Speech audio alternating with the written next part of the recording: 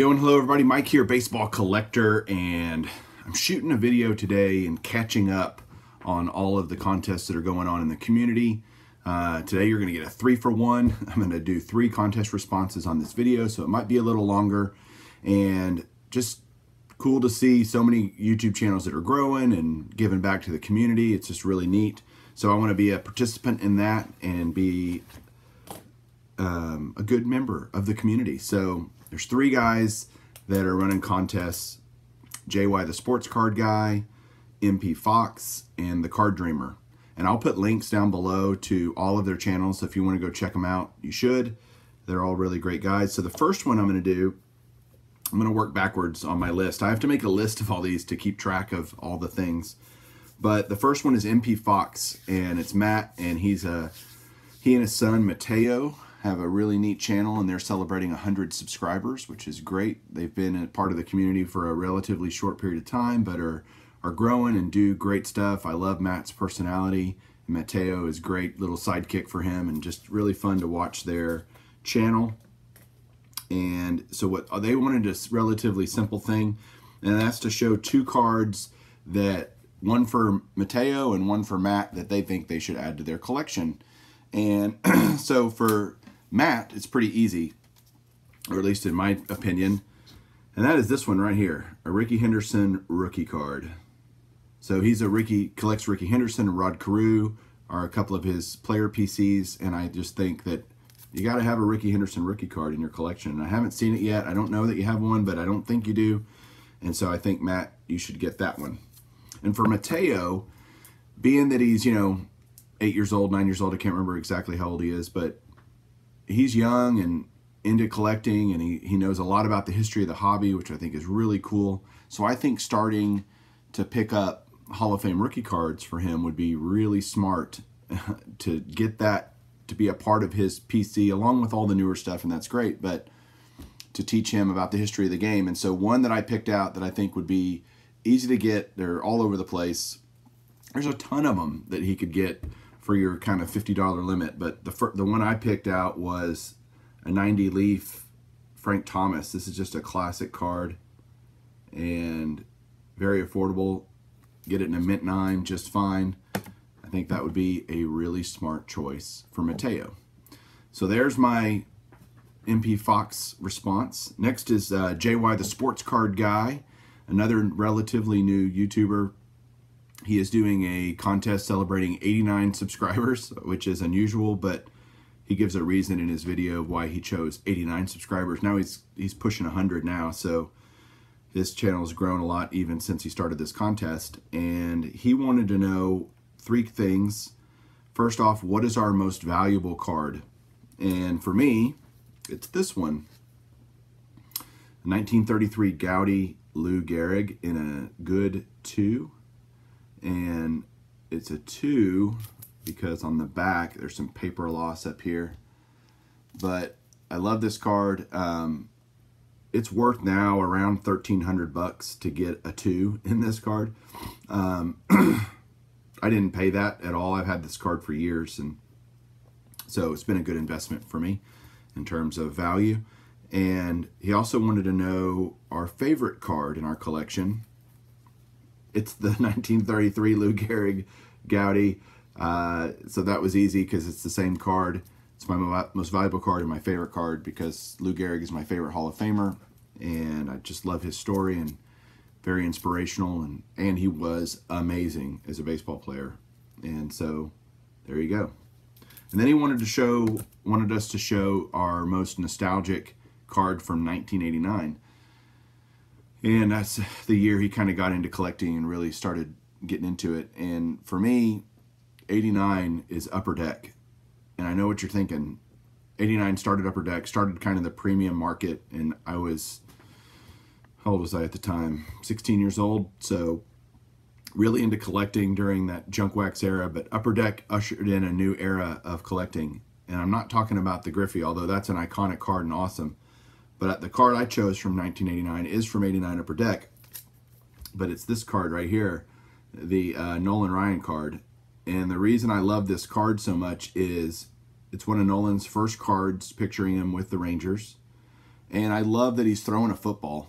Back in the late 80s, the pitching coach for the Rangers was a guy named Tom House.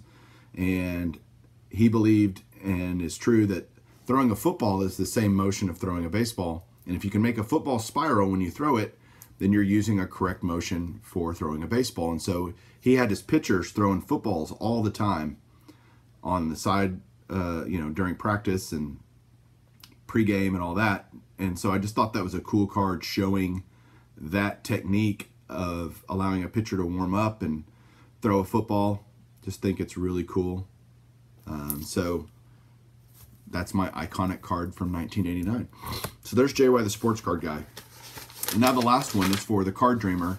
And this one's going to be a little bit longer response because he's asking some things about 2018 and what our collecting goals were and did we accomplish them. And so I went back and watched my 2018 goals video, which I did in early January this year.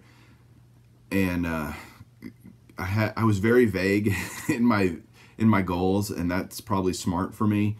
But focus is important, as Eric likes to say, staying focused. But my goals in that video were to finish The Beast, which I did. It's right there. You can see it. So it's done. And that happened early in the year.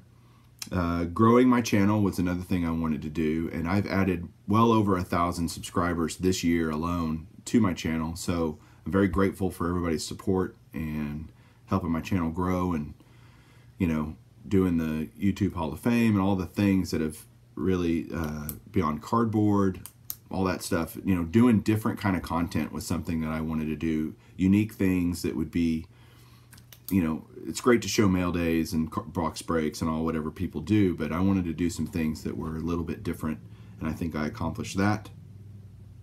Going to the National was a goal of mine, and I did that. Got to meet so many great YouTubers and bought some iconic cards for my collection and just had a great time, and so looking forward to Chicago in 2019. So I did that.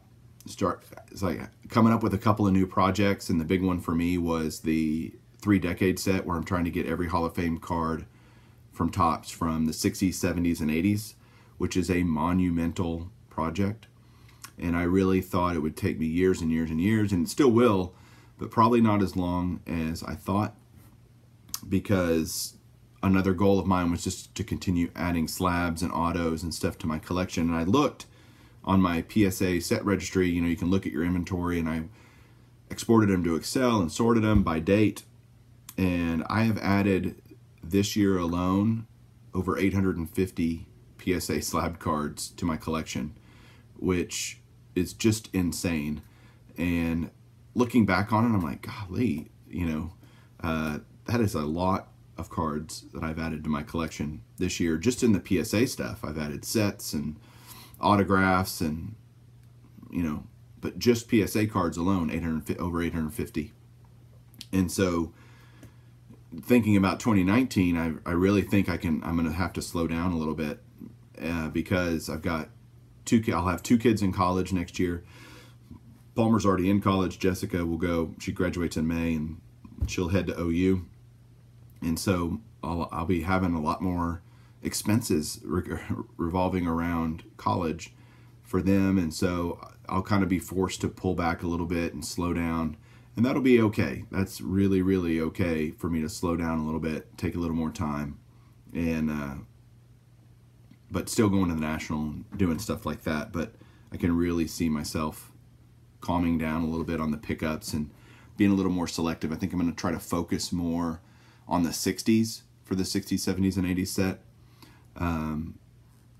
Mainly because those are the cards I love all of them, but the 60s are just so cool to me. And so I'm just going to kind of focus on that, and that'll intentionally slow me down because that stuff's just not available all the time, or at least it is, but maybe not at prices I'm willing to pay, and therefore I'm going to have to be a little bit more patient on that. So there you go.